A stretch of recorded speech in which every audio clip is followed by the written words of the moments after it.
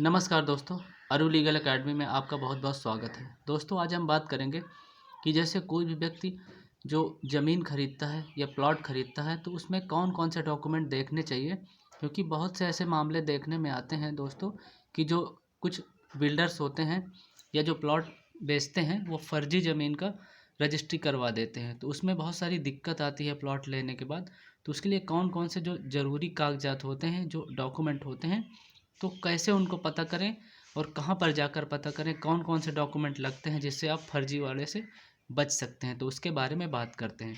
लेकिन दोस्तों, वीडियो को स्टार्ट करने से पहले इस तरह के लीगल इन्फॉर्मेशन से रिलेटेड जो मैं वीडियो अपलोड करता हूँ उसके नोटिफिकेशन आपको तुरंत मिल जाए, उसके लिए चैनल को सब्सक्राइब कर लीजिए और बेल आइकन प्रेस कर लीजिए। और इस वीडियो को जो भी आपके दोस्त या रिलेटिव हैं, ज़्यादा से ज़्यादा उनको शेयर कीजिए, क्योंकि उनको अवेयरनेस हो। तो चलिए वीडियो को स्टार्ट करते हैं। तो दोस्तों, जैसे फर्जीवाड़े से बचने के लिए यदि आप प्लॉट खरीदते हैं तो कौन कौन से डॉक्यूमेंट ज़रूरी होते हैं जिनको देखना चाहिए, जिससे आप पता कर सकते हैं कि वो ज़मीन लीगली जो आप ख़रीद रहे हैं उन्हीं की है या नहीं, कहीं फ्रॉड की तो नहीं है। तो जो पहला चीज़ आपको देखनी है कि ज़मीन की नई और पुरानी रजिस्ट्री को आपको देखना है। इससे ये होगा कि जैसे ही आप नई या पुरानी जो रजिस्ट्री हुई है उस ज़मीन की, उससे ये पता चल जाएगा कि जिसने भी खरीदी है, मान लीजिए ए व्यक्ति ने ज़मीन को खरीदी है और बी व्यक्ति ने बेची है, तो जो व्यक्ति से आप ज़मीन ले रहे हैं उसी ने उस व्यक्ति जो रजिस्ट्री की है उसी के नाम वो ज़मीन थी या नहीं, उससे रजिस्ट्री से आपको ये पता चल जाएगा। उसके बाद दोस्तों, दूसरा डॉक्यूमेंट देखना ये है कि आपको खतौनी चेक करनी है। खतौनी से आपको ये पता चल जाएगा कि उसमें जो आदेश होता है कि जो ज़मीन है उसी की है या नहीं। जो व्यक्ति बेच रहा है अपने आप को ये बता रहा है कि ये मेरी ज़मीन है और मैं इसमें प्लॉटिंग कर रहा हूँ, तो आप खतौनी का जो डॉक्यूमेंट होता है खतौनी निकलवा लीजिए, उससे नंबर लेकर, ज़मीन का गाटा संख्या लेकर, और जैसे ही खतौनी देखेंगे उससे भी आपको जो असल स्वामी है उस ज़मीन का, जो मालिक है, वो पता चल जाएगा। और तीसरा कौन सा डॉक्यूमेंट्स है? तीसरा दोस्तों ये होता है कि जो चकबंदी का जो अभिलेख होता है, अभिलेख 41 और अभिलेख 45। तो ये अभिलेख जैसे ही आप देखेंगे उससे भी जो ज़मीन का स्वामी है उसके बारे में, उसका नाम क्या है, ज़मीन उसकी है या नहीं, ये अभिलेख जो चकबंदी का होता है 41 और 45, इसके डॉक्यूमेंट देखने से भी आपको पता चल जाएगा। और ये होता है कि इसमें ये भी आपको पता चल जाएगा कि जो वो व्यक्ति प्लॉटिंग कर रहा है वो ज़मीन सरकारी तो नहीं है। कई बार क्या होता है कि जो प्लॉटिंग करते हैं वो सरकारी ज़मीन भी बेच देते हैं, जैसे रेलवे की ज़मीन है या सेना की ज़मीन है या अन्य जो भी ज़मीन पड़ी होती है सरकार की, उस ज़मीन की भी प्लॉटिंग वो लोग कर देते हैं, आपको पता नहीं चलता। तो जैसे ही आप ये जो चकबंदी का अभिलेख डॉक्यूमेंट होता है 41 और 45, इससे आपको बिल्कुल ये पता क्लियर हो जाएगा कि ये सरकारी ज़मीन तो नहीं है। उसके बाद दोस्तों, जो चौथा आपको डॉक्यूमेंट देखना है कि उसमें आपको ये ज़रूरी देखना होता है कि जो ज़मीन बेची जा रही है उसमें कोई केस तो पेंडिंग नहीं है। यानी कई बार क्या होता है कि न्यायालय में कोई मामला चल रहा होता है, तो क्या करता है कि एक पक्ष जैसे कोई मामला चल रहा है तो वो सोचता है जल्दी से ज़मीन को बेच दिया जाए, अगर ज़्यादा टाइम हो जाएगा तो फिर ज़मीन बेच नहीं पाऊँगा। तो बिना पता किए हुए आप ज़मीन की रजिस्ट्री करवा लेते हैं, लेकिन जब आप कब्जा लेने जाते हैं तो उसमें पता चलता है किसी पक्ष ने केस किया हुआ है।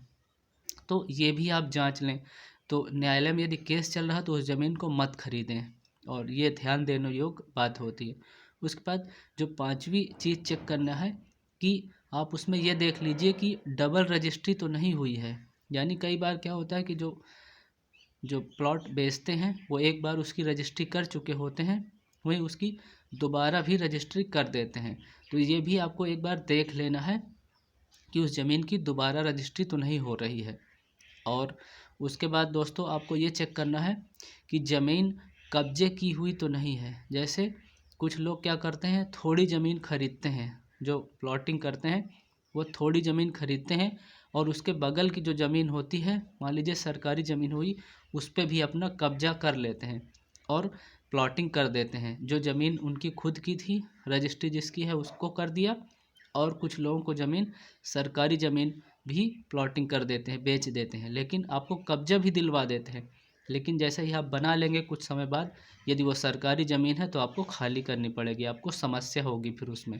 तो इसके लिए आप वो भी ज़मीन चेक कर लीजिए कि वो ज़मीन जो बेच रहा है वो कहीं कब्जे की ज़मीन तो नहीं है।